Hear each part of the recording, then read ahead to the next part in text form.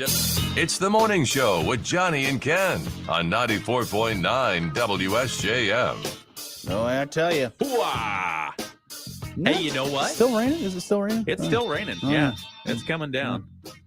Hey, it is. It's Thursday. Yeah, it is Thursday. Happy Thursday. It is Thursday. Favorite day of the week. Why is Thursday your favorite day? I told you, because it's the runway to Friday and the weekend. Yeah. Yeah. I like to call this Friday Eve. Friday Junior. Yeah, Friday Eve, Friday Okay. Junior, whatever you want to call it. Friday Eve. You know what it doesn't feel like? It doesn't feel like a Monday. It doesn't feel like a Monday. Someone's got the case of the Mondays. Great movie. Yeah. I saw some behind the scenes stuff, or it's just like ET interviews from back then, and they were just having a great time. A lot of improv, a lot of just silly stuff. The main character in Office Space, the protagonist, what's he done lately? Where did he go? Has he done much? Great question. I don't think he has done much. Should we investigate that? I believe his name is Ron Livingston. Okay. If I'm not mistaken. That sounds like a very Office Space name. Yeah, I think that might be his name. Sure, is it Michael Bolton? No, not Michael Bolton. Mike. It's Mike Bolton. Go by Mike. Mike Bolton. I don't know. He did Band of Brothers. Like he did that series He's from shortly after. Cedar Rapids, Iowa. Oh, nice. Yeah. Is he one of those guys that's done behind the scenes things? Ooh, he was in The Conjuring. I should know this. Oh. Yeah. Back in 2013. Okay. Sorry, what did you ask? Conjuring is a great movie, by the way. Is he doing like directing and things, or has he actually got some stuff coming up? Let's see. He has one upcoming thing called Killing Castro, and that is currently in post-production. Oh. Yeah. Interesting. He did something last year where he played the character Fred in a show called Sitting in Bars with Cake. I'm on board with that. Do you know that one? No, I have not seen it, but I'm intrigued. Yeah, it looks like he's been in a number of things. I don't know how high profile his part has been. Okay. I could see him as one of those guys that go into voice acting. Yeah, doing a lot of that stuff because he's got a great voice. He'd be really good. He was in 30 episodes of the popular TV series Louder Milk. Oh, yeah, that's one he did. Yeah. Yeah, I remember that one. I have no idea what that is. I never saw it, but I heard it was really good. He played Sam in Louder Milk. All Is it Louder Milk or Lauder Milk? I don't know. Okay. I never saw the show, so I have no clue. Okay. But now I got to go check it out. There you go. All right. There's your little Movie update. Your IMDb update of the day. Here in just a little while, we'll catch you up with sports. Right now, let's find out what's happening in the news. WSJM News now.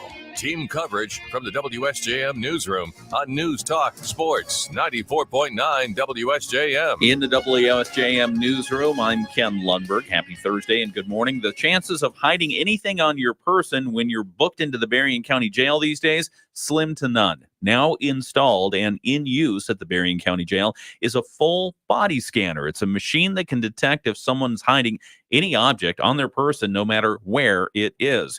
Leave your imagination to that one. Berrien County Jail Administrator Selena Hebert tells us the $162,000 piece of equipment was installed in January, and they've been using it to check every inmate every time they enter the facility.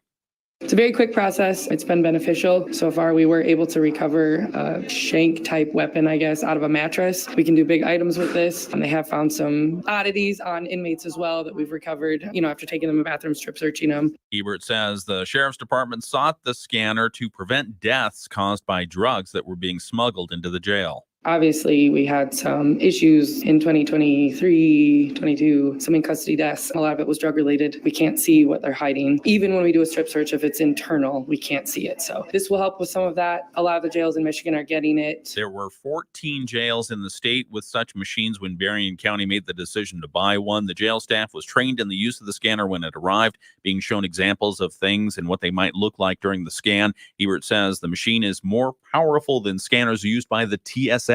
Wow. Yeah. So makes you wonder, why isn't the TSA using these things? Sure. $50,000 grant helped the sheriff's department pay for the scanner. It is now in place again at the Berrien County Jail.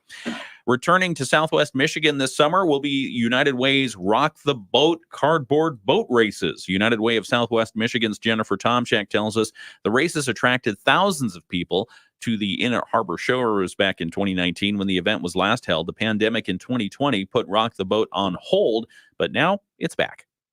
Everyone has been wanting to bring it back. People have been clamoring for it for years, both inside United Way and out at the community at large. We get this question probably more than any other. When are you bringing back Rock the Boat? And we're just so excited that this is the year it's finally happening. Tomchak says Rock the Boat will feature up to 75 teams racing boats made out of cardboard and duct tape. They'll be launched in the St. Joe River. They'll probably have to be snagged out of there as well. Teams interested in raising funds for United Way will get detailed instruction for the design of their craft when they register. Businesses and other organizations can also help by sponsoring a team. We have a link for more information at our website, WSJM.com. The races will be July 11. Once again, they'll start off at the Inner Harbor Shores.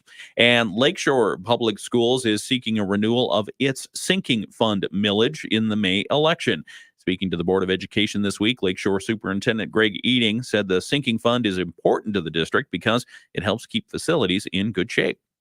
A sinking fund is used to pay for yearly maintenance projects like roofs and HVAC upgrades. This fund also allows us to both plan ahead for routine maintenance and to have funds when things come up, kind of like a savings account for a homeowner. Eating said just this past winter, a pipe in the boiler loop at the middle school broke, caused quite a mess. Sinking fund dollars were used to pay for the repair there. If voters approve a renewal of the sinking fund, it would be for 10 years, keeping the millage rate at 1.47 mils, generating about $1.4 million for the district each year. The election will be May 7th, and Eating said mailers are being sent to district residents to explain the purpose of the millage. In the WSJM newsroom, I'm Ken Lundberg. Sports on the way here in just a moment. Also, always learning with our friends from Barry and Risa. And right now, let's find out what's happening around the nation and the world with ABC News. ABC News, I'm Sherry. Good morning, everybody. Good morning to Bill. Good morning to Jeff, who says good morning to everybody else. Bill and Jeff, good morning. We appreciate you, and it is Shorts Day. Johnny has just shown you. Johnny has just shown you right there his calf muscles. Yeah, I was debating on if wear the shorts or not, and I went outside, let the dog out, and I was like, "Ooh, this is shorts weather." Yeah, good shorts weather. I looked outside and saw huge rain droplets on the porch. Went back and grabbed my raincoat. Went outside, not a raindrop anywhere, all the way here. And then when I got in, I saw it was torrentially downpouring. And for me, it of course started raining as soon as I walked out the house. Luckily, I knew I had seen some rumblings of thunder and lightning, and thought, yeah, should grab the raincoat. I'm glad I did because it was pouring down rain. Bill says it's never shorts day for him. Oh, Bill, I'm sorry, man. You don't have to wear. You don't get to wear shorts. I like wearing shorts. Cutoffs? You ever wear cutoffs? I've worn. I feel like the era for cutoffs is past, but maybe not. I've worn hot pants. Oh gosh, like that's a great visual. Thank you. Yeah. Done all kinds of things. Does it say on the back of it, "It ain't gonna spank itself"? Exactly. Yeah. Smack this, I think is what it says. No, the cutoffs. I'm trying to think. No, I don't think I've done the jean cutoffs. I think they're still a thing. The jorts. Oh, yeah, jorts. Oh. Yeah, not super short ones, but I think the jean cutoffs are still a thing. Guys and girls both wear them. I did some additional research on the sugar ants, and there are some prevention techniques if you're interested. Sure. Put away your food. Give me 1 second. Oh, okay. I do want to check this. Okay. Jeff says, "Do you two coordinate your colors each day? Help me decide what color to wear." No, because you're wearing the navy blue. I've got the blue shirt, t-shirt, and then my It looks more blue than it does in person. It looks more blue on camera. Yeah, my light little sweater thing. What is that, like mint, spearmint? I'd call it aqua.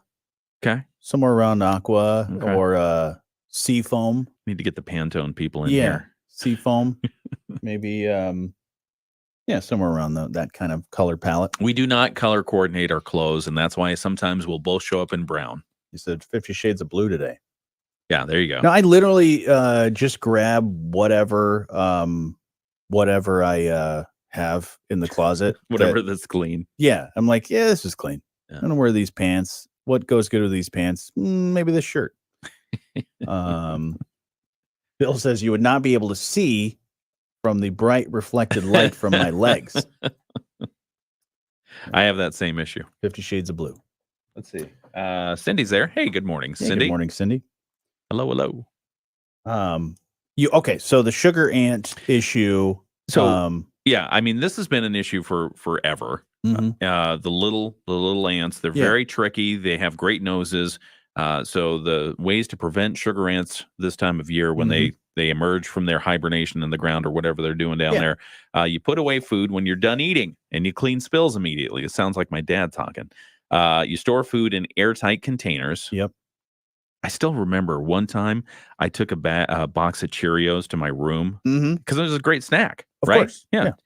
Healthy snack. Healthy snack. And it, no one else could eat my Cheerios. Had it in the closet, reached in there for a big handful of it, stuffed it in my mouth. What was in it? A grasshopper. A grasshopper? A grasshopper. Oh my gosh, how did a grasshopper get in there? No idea. Ugh. Maybe my did you eat the grasshopper? I did not. Okay. No, I took a chew and was like, oh, what is that? And spit it out, and there it was. Oh man, that's disgusting. Yeah, Cheerios. That's why I need a lot of sugar on it these days. Regularly check for and fix water leaks. I'm not sure why that brings the sugar ants out. Huh. Keep pet areas clean. Seal your trash bins. Identify and seal access points where they're coming into your home. Okay, that makes sense. And then use natural deterrents like vinegar, peppermint, tea tree oil, which I don't have, and bay leaves to keep the ants out. Okay. So I think man, that's like a lot of witchcraft that you got to do there. Well, they also have the boric acid baits. Oh yeah. They're effective but toxic, so that's a problem. The sticky traps where you just put the stuff that they stick to. I don't think that. I mean, because when I put the little vinegar and the sugar and the whatever else, in there, that always works. That stuff, they come from all over the place, and you have no idea how many sugar ants you have until you put something out there that they like. Yeah, just clearly label it that it's not just a ramekin of wine because somebody may reach for that. But you can also put a little piece of cardboard out with the sticky stuff on it and either the deterrent or the poison. Yeah. And that helps. Yeah, I use that for a lot of like the fruit flies and gnats and things like that when we've got some stuff around. But yeah. The other thing to remember is whenever you see a trail of ants, wash it with soap because that gets rid of I don't know if they're pheromones or something else, but some kind of scent that they lay down so that the other ants know where to go. Yeah, it's basically their breadcrumbs. That's right. They're not physical breadcrumbs, but it's basically they're probably some sort of trail that they leave to say, "Hey, man, this is where the good stuff is, man."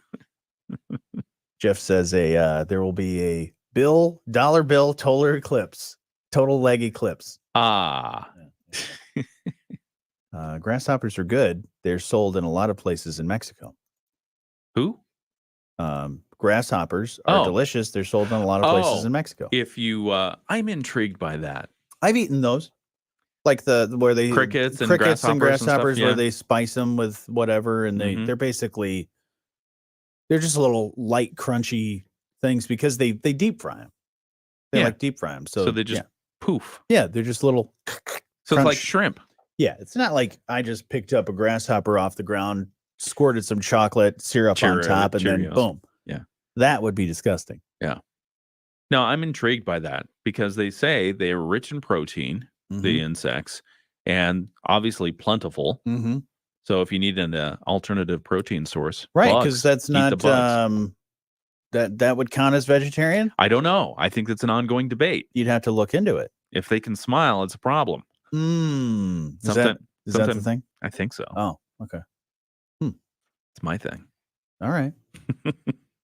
What if they don't smile? What if they just always permanently frown? They have resting grumpy face. Yeah. I don't think cats smile. You can eat a cat. You don't think cats smile? No. Have you seen Instagram? I've seen dogs smile, but I've never seen a cat really, really smile. Yeah. If they do, it's like that maniacal smile, just like that. The Cheshire Cat, always up to something. Oh, yeah. Morning, Diane. Hey, Diane.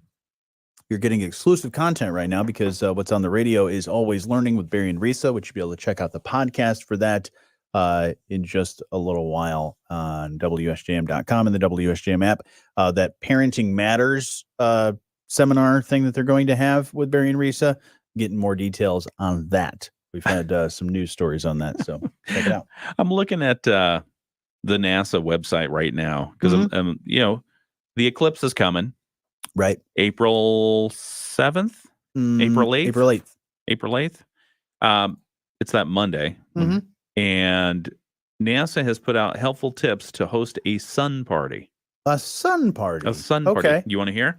Yes, give me some tips. Well, they have all kinds of great tips, and they say for a great event, you're going to want to have a large outdoor space. Okay. So like Planet Earth, for instance, would be a good one. Yeah. Okay. A shady or cool place where guests can take a break from the sun. They're being very thoughtful. Okay. Restroom facilities, trash and recycling bins, basic first aid supplies for any minor injuries. This is when they let the engineers go crazy with planning a party. Seriously? I need to bring a first aid kit? Right. I don't think so. Parking spaces for guests' vehicles if needed.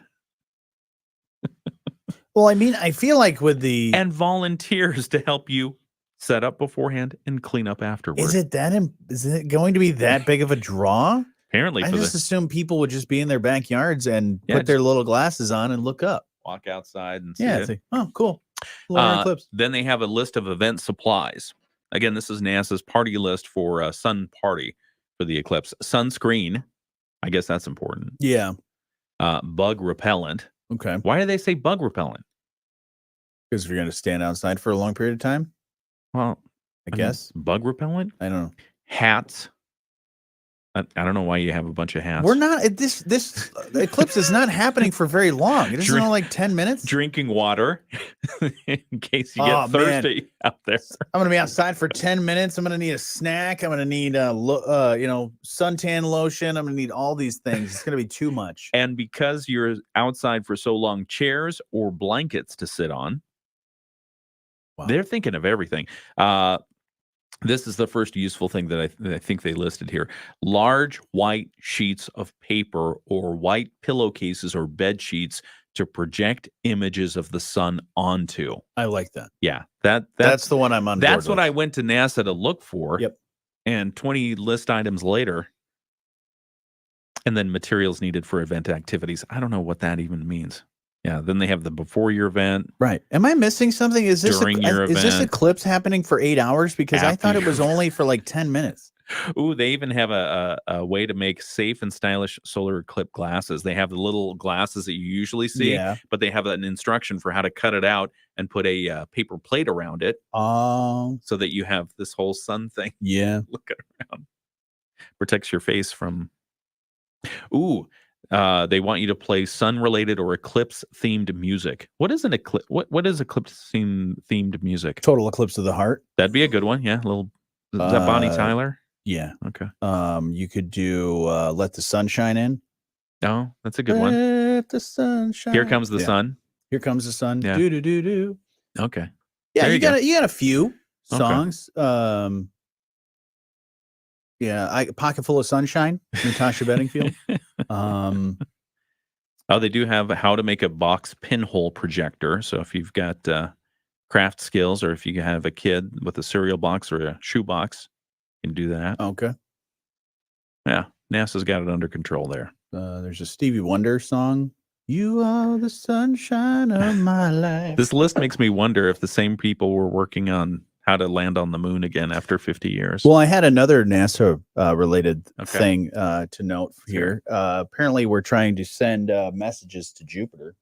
Oh, I thought that was just a big gaseous ball. Yeah, we so they sent some sort of message in a bottle to one of Jupiter's moons to see if they get a response. Did Sting write the note? I guess. Okay. They say it's going to take about 6 years for the distance for it to reach Jupiter. Can you really launch something? Could I like throw, if I'm in space, No. can I throw something and I know exactly where it's going to go?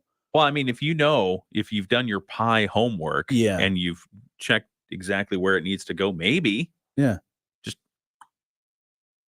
because they do like beams of they send messages through lasers. like beams of light and lasers and stuff. So yeah, they say it's going to take about 6 hours or 6 days or 6 years. That is years, not days. 6 years for this long distance. What are we doing? Why are we sending a message to Jupiter?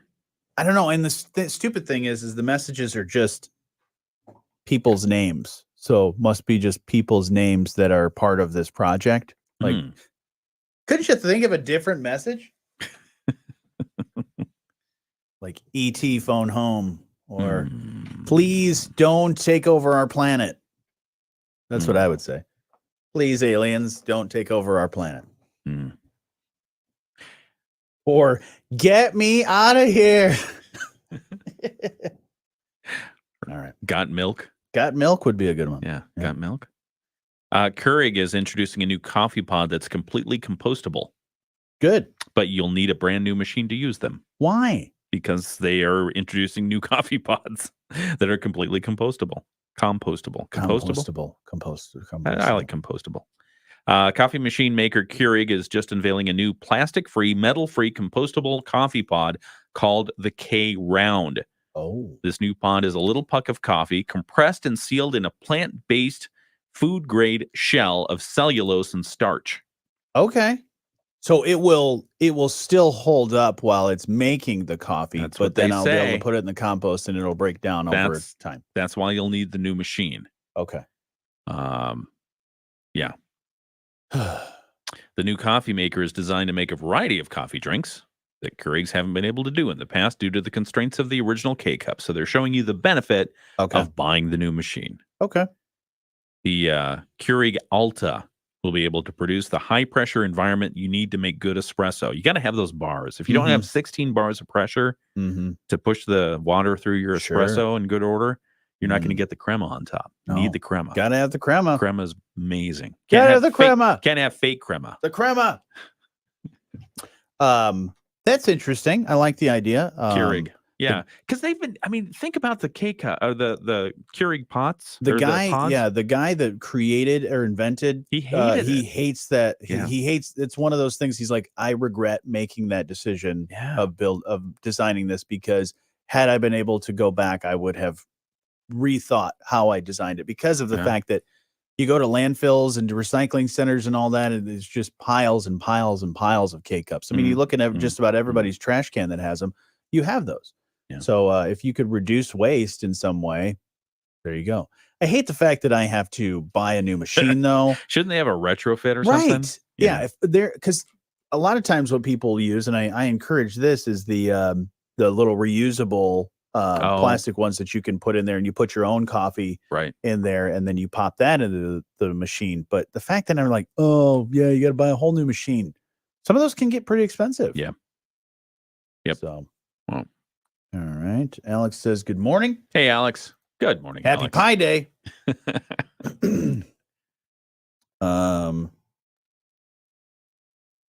Jeff says, I wonder if there are Total Eclipse peppers.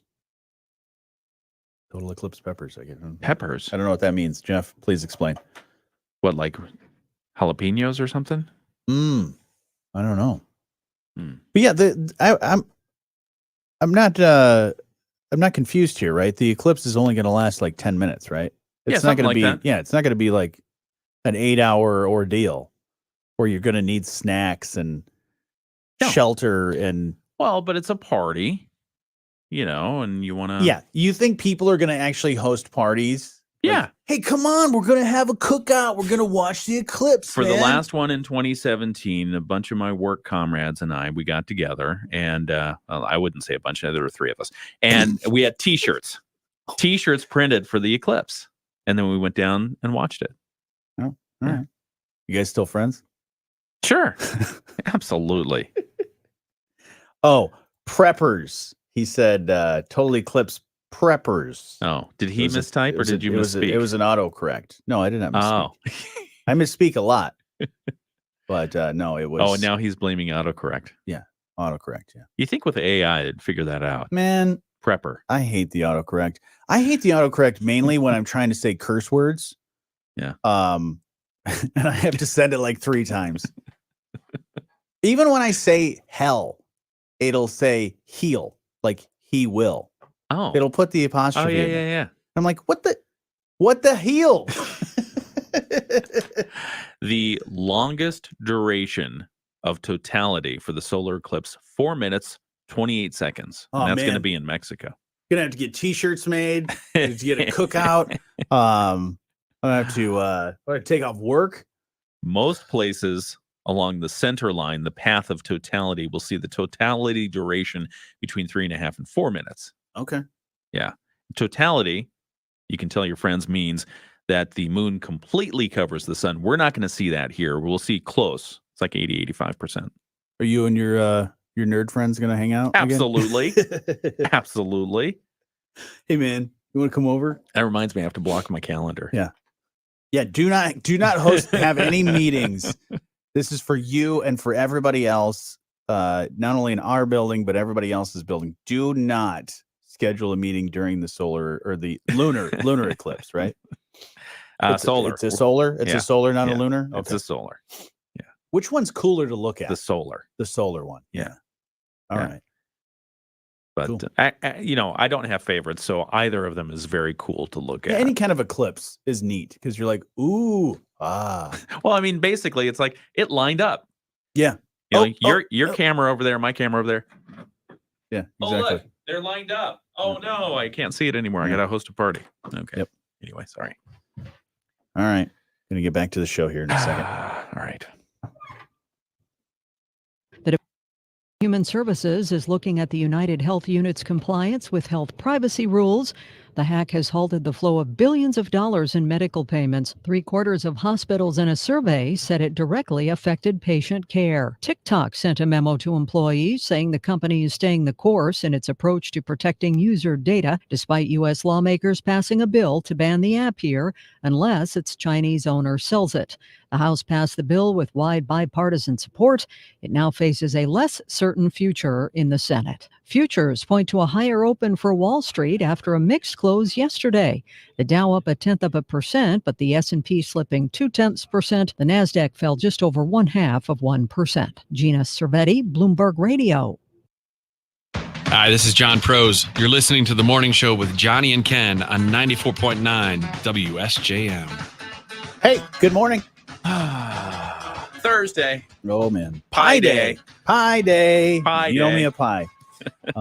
Today, we do have some rain to deal with and some storms. High 63. Later tonight, we're looking at cloudy skies. 60% chance for some rain and storms with a low down to 42. Rain going to continue Friday as well, but still staying in the 50s. So it's going to cool us down a little bit. All right. We were on our live stream just a moment ago talking about the fact that we're going to have to take off work for 4 minutes for the solar eclipse that's going to happen. You've got the in lead April. up to the solar eclipse, then you've got the actual event, and then you have the aftermath of like, whoa, wasn't that cool? Right. Yeah. See, look, snow could be coming. Not today. Could be here. Not today. We're just looking at the extended forecast, and could be coming sometime next week. I want that snow that's in Denver. 12 inches. Yeah, like 6 to 10, 12 inches of snow in just a short amount of time. Wow. Yeah, they had, of course, their obligatory meteorologist in front of a pile of snow already on the news. They're like, this here is a pile of snow. Was he fluffing it and around? There could be more. And I've got my gloves on and a hat to show you how cold it is. Oh, boy. More at 11. See, I could be a meteorologist. They're Not very that creative. hard. You're very creative. Thank you. He's probably just in the supermarket and where they bulldoze the pile of snow, and he's like, "This is a lot of snow." No, that's a lot of snow that they pushed into a pile, dude. Well, I mean, you've already seen the integration of the artificial intelligence they're using, especially in meteorology, for demonstrating what it could be like weather-wise, where you have the whole weather scene rise up behind them as if it's magic. They're transported somewhere. And now the AI is so good with video, you can ask it to do anything and it'll appear on video. Right. It's crazy. It is pretty fascinating. Show me in an avalanche. Ah. Right. Yeah. Yeah, you do so much more acting and so much more fun that you can do as a meteorologist these days instead of the classic green or blue screen of like, oh, got to look at this little TV and tell me where the things are going, and then somebody's got to put Post-it notes of what the temperatures are. Here's an L, yeah, and here's a line. Yeah. All right, we got a lot of other things to get to here this morning. Catch you up with sports right now. Let's find out what's going on in the news. WSJM News Now. Team coverage from the WSJM Newsroom on News Talk Sports 94.9 WSJM. In the WSJM Newsroom, I'm Ken Lundberg. Here are some of the local stories we're following for you today. The Van Buren County Sheriff's Department says be on the lookout for a stolen sawmill. Sheriff Daniel Abbott is asking for help from the public regarding the theft of a portable sawmill from a residence in the 46,000 block of Waverly Township. The sawmill was taken overnight Tuesday or Wednesday morning. They say the machine is very unique, cannot be purchased locally at your hardware store or grocery store or shoe store or wherever. I don't know. It's a big thing. It's a big thing. Its log frame is constructed of metal tubing. It's about 23 feet long, 4 feet wide. The attached bandsaw is gas-powered. It's manufactured by T.A. Schmid. They're on the lookout for this thing because it's expensive. I mean, they go for about $8,000. And not super easy to hide unless you're hiding it in the woods or something. You wouldn't think so. Deputies are asking for information from anyone who may have seen the item being moved or may see it in the area. It can be on a separate trailer or towed right behind a vehicle. We have a picture posted on our website, WSJM.com, or you can see it on our social media. If you have information about it, you're encouraged to reach out to the Van Buren County Sheriff's Office. The St. Joseph Township Planning Commission has advanced the latest proposal for the Nye Apple Barn site on Niles Road. At their meeting this week, the commission approved a rezoning request from property owner John Nye. He's seeking to rezone half of the property from R1 residential to B2 business, a general business district. There is not yet any specific development planned beyond that. The Planning Commission approved it, but it's got to go to the full Board of Trustees. So we'll keep an eye on that one. And as Berrien County government continues working through an emergency request to help dredge a portion of the St. Joseph River near the Tacklehaven docks, one of the factors that has to come into play is what to do about fish. There's a narrow window between now and mid-May that they could do the dredging if they can get the permit, get the contract lined up, get the stuff in the water. If they do that by mid-May, fine. If they can't, they have an issue with sturgeon spawning. We'll tell you more about that coming up at 8 o'clock. We don't want that. We don't want that. In the WSJM Newsroom, I'm Ken Lundberg. And here in just a few minutes to catch you up with sports. Right now, let's find out what's happening around the state. The Michigan News Network. I'm Beth Fisher. Sturgeon. Sturgeon, man. You ever have sturgeon? No. Me either. Apparently, it's a really good white fish. Obviously, the caviar from it is well sought after. Sure. But sturgeon, it takes 20 years for a female sturgeon to mature enough to where it can spawn. Wow. 20 years. 20 years. Yeah.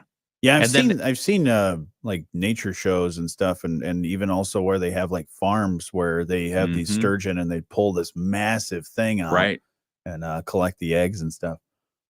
Was it caviar? And then after that, they only spawn like every 3 to 5 years. Wow. So it takes 20 years to get to the point where they can spawn, and then every 3 to 5 years after that. Wow. Yeah. Think about it. What if 1 year she has a headache? Yeah. What if 1 year she's like, nah, I don't like anybody. So there's that.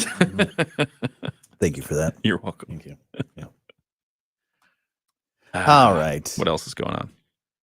Oh, did you see TikTok advanced in the House of Representatives? Representatives? I saw that. Yeah. I mean, if that does pass, I mean, what's that really going to mean for the future of social media? I mean, because I think that, and some people have already said, they were like, well, I think that the bigger picture thing is to really look at all of these social media companies and because the countries that they deal with for all different things, from software to hardware development, for all the stuff that they do, a lot of these companies are dealing with a lot of different countries for stuff. So I don't think TikTok's the only culprit. of dealing. I mean, the fact that they are owned by a Chinese company, okay, there's an issue. There's issue there, but who's saying that Facebook, Instagram, and all the other social medias aren't doing similar things with different companies in different countries? So great question. I mean, like Jeff says, what's next? Banning smartphones? You know, my phone, your phone, built in China. Built in China. Most things made in China. Made so in it's China. What you know, get conspiracy here a little bit with what sort of things are being put into our stuff. Well, great questions. Great questions. And you remember when Barack Obama wanted his BlackBerry? Yep. And they were saying, no, you can't have one. And they had to take it to they took it. They did the special $6 million things to it man to that BlackBerry phone because the technology in there, they couldn't be confident that it wasn't transmitting information unsecurely. Yeah. So they had to go and retrofit a whole bunch of different things in there. And that's why during the bill markup and even before the vote yesterday, there were classified briefings available for the House of Representatives members who were interested in finding out more about, well, what are we really afraid of? What problem are we trying to solve? Sure. And so classified information would suggest that they have greater intelligence about what's happening. So, but you raise the point of, well, okay, is this a slippery slope? Do we start taking a look at the Facebooks and the Twitters and the, I guess, X or whatever, and Instagrams? And what are they doing with the information? We're so Midwestern because we are adding S's to everything. Adding S's and putting thes in front of it. You got to go to Myers. Got to go to and the Myers. Go to the Kroger's. Lowe's. I just love saying it. Do all those things. Yeah. Yeah, I think we just outsource and send all of our smartphones and all of our devices to the aliens. I think just have them take over. I think we just go analog again, where instead of sending Instagrams and updates here, we just do little postcards and just give it to you. Yeah, look at you're my follower. I'm going to give you a postcard. Or like we have to put an ad out in the newspaper, like an announcement. Of they still have newspapers. They still make those things. Yeah, they still make them. Fish wrapper. My favorite thing to do is look at archives of old newspapers and just go to like the section of like where they're selling stuff or the classified sections. Those they're are fun. selling stuff, and just to see like, man, they're selling this like 1957 Chevy, and this is like in 1960 something, so the car's not that old.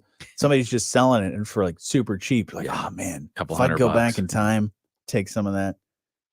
Be so good. Or the advertisements for the cars themselves. I wonder how the math works out on that, where you buy a car back then, 20, 40, 60 years ago, and put it in storage. Right. Wonder if the math works out to where it would be worth so much more today that it pays for itself. Oh, absolutely. Think? Oh, yeah. Like if you went back and bought like a 57 Chevy, and then just put it in the storage, and it stayed pristine and mint, it would be sugar ants weren't in there. That thing would probably be worth $1 million, especially if it's in mint condition with zero to no miles. You know. You ever watch those car auctions, the classic car auctions? Oh yeah. Was it McGuire's that does it? McGuire's does it, but then they have what is that company? That in the insurance company? McGuire's the company that makes all the waxes, and stuff. But they usually sponsor it. It's the somebody remind me of what the I'm sure you're Googling it right now. I am. It's a special company. I've watched it a million times. Used to be on the Speed Channel.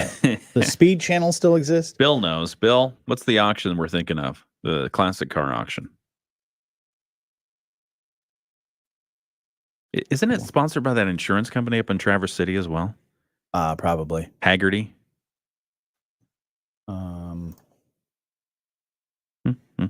Anyway, Mecum Auctions? Is that it? There's the... Which one are you thinking of? Oh, man. This is so cool. Apparently, other people watch the car auctions as well because they're advertising it on the Motor Trend channel and on Max. Barrett, is it the Barrett Jackson? Barrett Jackson. I think Barrett that's Jackson right. One? Yeah. Yeah, I think that's the one. Yeah, those are so much fun. Sotheby's, of course, does auctions for all kinds of things, but I think they do the car auctions too. But they'll get the classic classic muscle cars, but they'll get the classic luxury cars as well. But it's fun to watch the auctioneers and the runners as they're come on. You see that? He bid against you. It's only another $1,000. Can you do it? My favorite are the ones where there's somebody just on a phone. Yeah, those are mysterious. When they're just like, yep, he wants to do $100,000 for that car. Yeah. Barrett Jackson. That's the one. Yep. But there's also Meekum, the Meekum one you mentioned. What Jeff says too. Yeah. That's fun. Yeah. If you had a pristine, classic vehicle of any age, even like, I think there's a company down in, I think it's Texas, that they had a DeLorean, like a DeLorean dealership or something. Oh man. And the place had shut down, but they had storage facility that was full of, I think there was like over 100 DeLoreans. Really? Plus parts. Oh man. So they actually started their own company, sub company, to deal and sell all of this stuff, and they made a ton of money. Yeah, in great condition. I would love to. I don't really ever want to own a DeLorean, but I would like to drive a DeLorean. Really? Yeah, I don't think I'd want to own it. So any viewers on the live stream, if you have access to a DeLorean, Johnny would like to drive it. I would like to put my bid in to drive as well. There's a guy that used to work here that had a DeLorean, and he never let me have a ride in it. Somebody that used to work in our sales department. No, not Pat Moody. I think he might still be in the area. I don't know if he still has it though. He had a DeLorean, one of the real ones. Yeah, real DeLorean. Yeah. All of a sudden I saw, like, he only brought it out every once in a while. Like Steve, who has an old Mercury from the early 50s. He'll bring it out. Myrtle is her name. He'll bring Myrtle out only on nice days. And I'm pretty sure the guy brought a DeLorean one time. I saw it in the parking lot. Never got to actually go and check it all out. Wow. But yep. That's fun. Yep. Did he get it up to 88 miles an hour? No, you never get it up to 88 miles per hour because that'll activate the flux capacitor. And you don't want to do that unless you turn the time circuits on. There is I'm just looking at the Barrett Jackson website. There's a 1967 Chevrolet Camaro Indy pace car. Ooh. That they are looking at here. They've got a bid price put on it of $95,000. Nice. It's a 4-speed manual, sweet, with a 350 in it. Oh man. Real quick, we went to a convention or conference or whatever in Rockford, Illinois, and there is a guy who has this ridiculous car collection, and he ended up having just as a car collection, but then ended up turning it into a museum. And he's got like some movie cars, as well as he has one of the cars that the FBI, I believe, or Secret Service drove during the Kennedy assassination. Oh, yeah, he has one of the cars. Wow, so pretty fascinating. He also has George Washington's first car. No, I'm kidding. he signed the Declaration of Independence. Abe Lincoln's car. Yeah, Abe Lincoln's. Yeah. Do you think Lincoln would have driven a Continental? I think so. That'd have been his rig. Absolutely. Okay. Carrie Peugeot. It's the morning show with Jonny and Ken on 94.9 WSJM. Hey, good morning. Be part of the show anytime. You can call 925-WSJM. You can email letstalk@WSJM.com. We were just talking about buying really expensive cars, or dreaming of buying really expensive classic cars, and storing them. Going back in time, buying an old vehicle and then keeping it for a while and then making tons of money. And maybe that's what we do with the Powerball or the Mega Millions or whatever when we eventually win, is buy classic cars and put them in cold storage so our great grandchildren can make a bunch of money off them. Right. That's the way to go. Speaking of money, you want to talk about Dollar Tree? Yeah.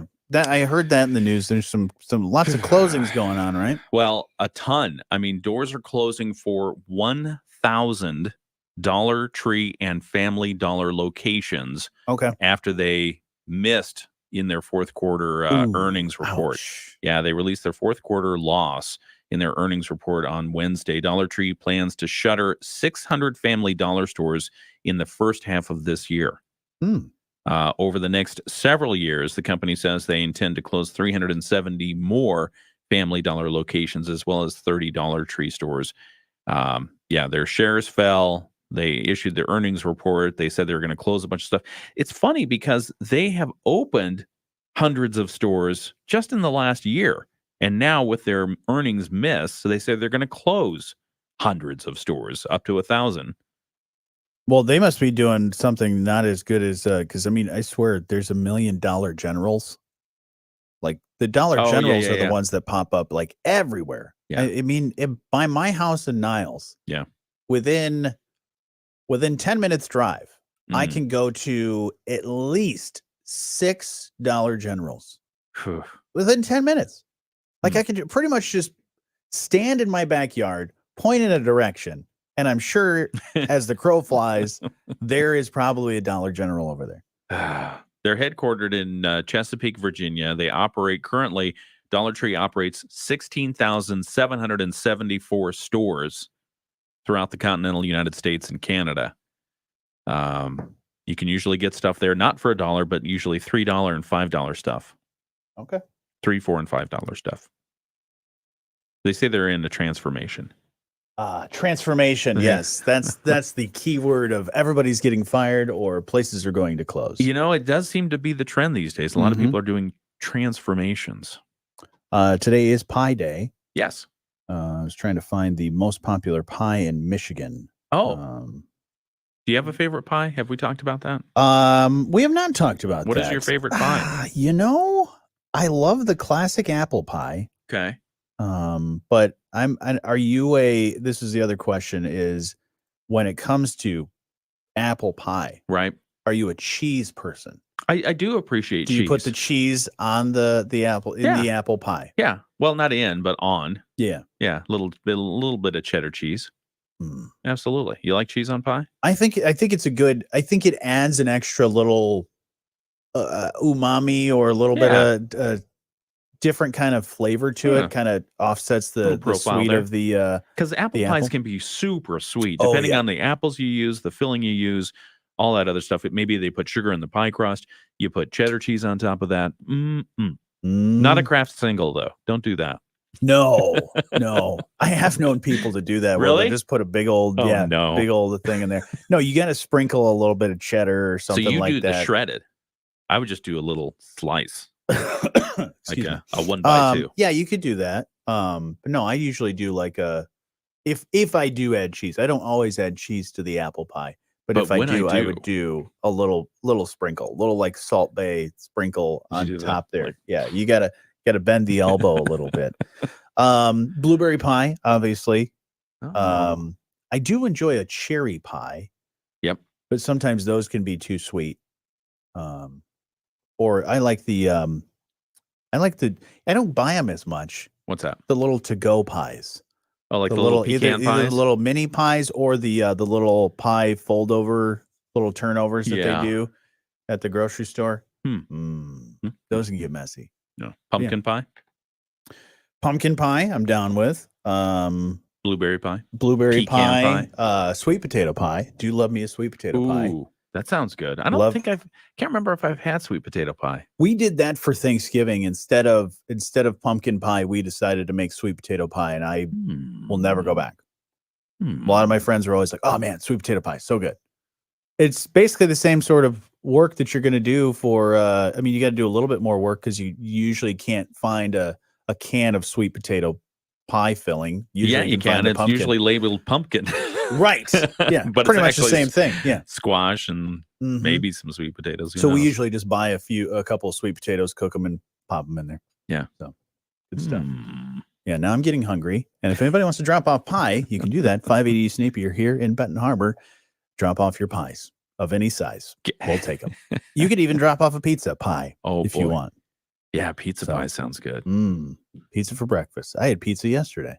Powerball, no winners for Wednesday night's drawing. So Powerball, nobody won Powerball, and nobody won Mega Millions the other day. That's right. So that means both of those going up. Yep. So if I double up and parlay on those, I would be close to a billionaire. So the Mega Millions drawing, and next one is tomorrow, or is that today? let's take a look. Okay. Let's see. The next estimated jackpot is now at $792 million, where the cash option is $381.8 million, and the next drawing is tomorrow. Tomorrow. Okay. And then Powerball is Saturday, I believe. That's for the Mega Millions. And I think Powerball is the next day on Saturday. Okay. If I'm not mistaken. Well, let's double check. You can tell is. I do the lottery. I do the lottery enough to remember the days. The estimated jackpot for the Powerball sits at $600 million, where the cash value is $293. And the next drawing will be Saturday night. All right. Yeah. So you have 63 hours, 9 minutes, and 35 seconds to figure that out. All right. There was numbers in. There was a woman in Virginia who forgot she had a ticket. And she apparently purchased the ticket. It was a Mega Millions ahead of the January 9th drawing. She bought it in a gas station. Yeah. And she forgot to check her numbers. And she put it in the nightstand. She forgot to spend her check her numbers. She finally dug it out of the nightstand. Said, "Oh, I should probably check this." Yeah. She did. She didn't hit the Mega Ball number, but she did spend an extra $1 on the ticket to like 3 times the multiplier, Megaplier, the multiplier. That extra $1 tripled her prize that she didn't even know she had to $3 million. Why are people doing this?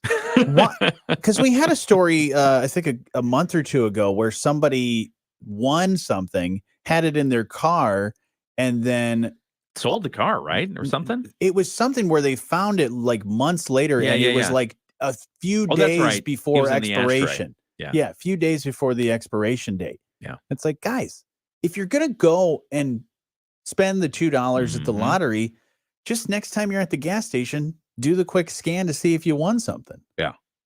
I mean, I'm guilty of, taking a scratch off, taking it in the house, and then putting it by my keys saying, yeah, I'll take that. I'll take that to the gas station again. But anyways, we got a lot of other things to get to here this morning. We'll have your Moody on the Market update coming up here in just a couple. It's the morning show on 94.9 WSJM. If you can click your heels together like Dorothy and say there's no place like Rome or Paris or London instead of no place like home, you'd likely be very happy. All right. Yeah.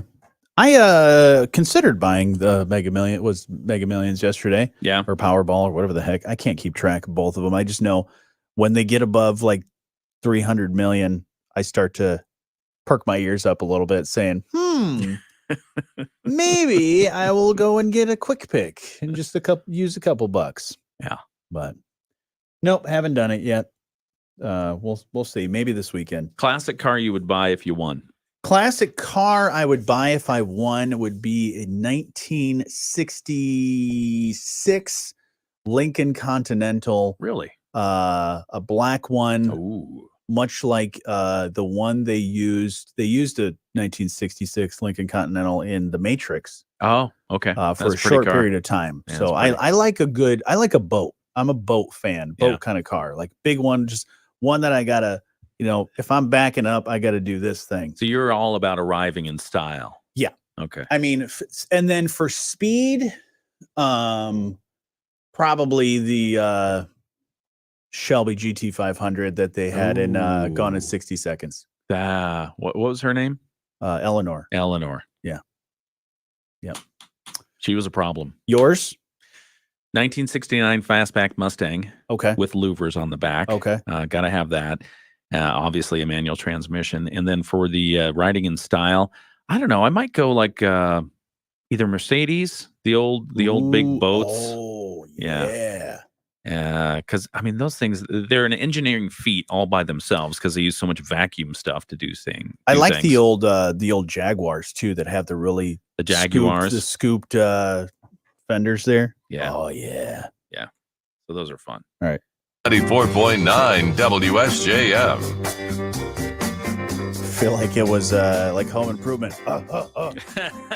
We're just talking about classic cars just a moment ago. Oh, We're around the classic car kick right now. Yep. On our live stream, if you want to go hang out over there and talk with us. Yeah. But right now, we want to tell you about your Moody on the Market update, which is brought to you by our friends at Insurance Management Service. Call IMS today, your local auto owners agency with locations in St. Joseph and in Niles. And Waterville Elite Public Schools reached out to us the other day and they said, hey, could you help us publicize this? We'd like to get people reading. On Tuesday, April 9th, they say an estimated 700 students from the Waterville Elite Public School District will embark on what organizers term an exciting literary journey as they bring home a special book to read with their families. They say throughout the month of April, Waterville Elite students, alongside their families, will have the opportunity to immerse themselves in the pages of a captivating novel, both at home and within the school environment. Love this idea. This initiative is part of the One District, One Book program facilitated by the nonprofit organization Read to Them, with the aim of strengthening the educational bond between home and school. And Waterville Elite Public Schools joins numerous schools and districts across North America in embracing this family literacy strategy. Families will engage in discussion about the story at home, while students will participate in trivia questions. That's always fun. And creative extension activities at school. What's the book, you might ask? Well, they're not going to tell us yet. Oh, really? Probably because they don't want anyone reading ahead or getting an early start. Because, you know, people are competitive by nature. But they will pick out the book. They will announce the book. And participants will actually have the opportunity to win additional books if they do all the trivia and all that other stuff. Just, again, this is all to foster reading and a love for literature and all that. So if you want more information about it, or if you want to somehow get involved, check it out. It's at the Waterville Elite Public School District. We have a link on our website at the moodyonthemarket.com article. It's like the world's biggest reading club. Yeah, I love it. Yeah, it's fun. So everyone's on the same page, literally, talking about that book. And by the way, March is reading month, but they want They're to doing it read in more. April. They want to read a little bit more. Absolutely. I've had a chance to read it at those schools. So some good stuff. I wonder what the book's going to be. I do wonder. War and Peace? Probably not. The Great Gatsby?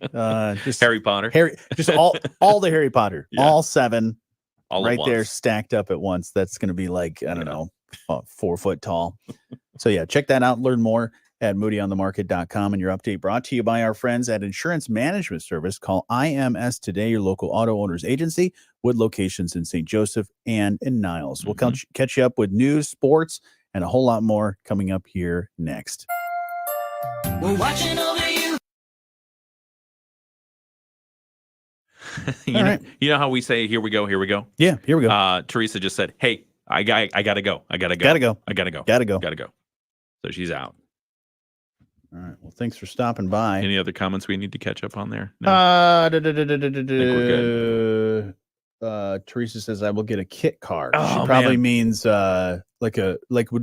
I wonder she already left, but would she mean a kit car as in kit from Knight Rider, or a car that you have to put together? I think my guess is that. Yeah, I think she means the kit car that Knight Rider was. Which that's 2 T's though, right? No, I thought kit was 2 T's. Is it? I don't know. That's your Knight Rider trivia. I'm on a David, it is. Look at you. I'm on a David Hasselhoff trivia team where we just because you're German, you love it. We just do David Hasselhoff trivia. Everything from classic Hoff, from the his Knight Rider days. But have you ever been looking for a car, just browsing Auto Trader or something like that, and you see an affordable Lamborghini or an affordable Ferrari, and it turns out to be a kit car? Yeah, and you're very disappointed. Yeah, has like a lawnmower engine or something like that. Yeah, those are fun. I applaud them for putting these kits together, but sure, it's not the real thing. Yeah, I've seen one guy that and he's got a big YouTube following where he took a Tesla and turned it into a gas powered car. He converted it. That feels like it should be illegal. Yeah, but he did a whole bunch of stuff, and he's done all kinds of different weird conversions and stuff. That's fun. Do you remember the show Monster Garage? It was hosted by Jesse James, who's a long-time, very popular motorcycle, custom motorcycle designer. Yeah, but he had Monster Garage where they would take a car and have it do some weird type of things. Like, for instance, one of the first ones they did was they took an old Mustang from like an 80s Mustang and turned it into a lawnmower. Oh. When you open up the doors, there would be lawnmower blades, and then there would I think they would drop down another lawnmower, and you would be able to mow the lawn. But it had to be able to do some sort of weird task. Yeah. But the stuff had to go away, so it'd be discreet enough to where when it's driving down the road, you just think it's a regular car. That sounds like a lot of fun. It was called Monster Garage. It was really popular in the early 2000s, and I was a huge fan. I actually went to Universal Studios and took pictures in front of the lawnmower car. That's fun. So I probably still have those photos lying around. All right. Diana's got us wall to wall in her house. She said, "Is listening to the live stream, then the radio station on my radio in the kitchen. Lots of WSJM." Well, we appreciate that. Thank you, Diane. We will be able to be seen and heard, that is, on the live stream on WSJM.com and on the app. But for now, we got to get off this Facebook thing. Our time is running out. Our parents said our TV time is gone. So the meter is up. Have a great day, and we'll talk to you soon.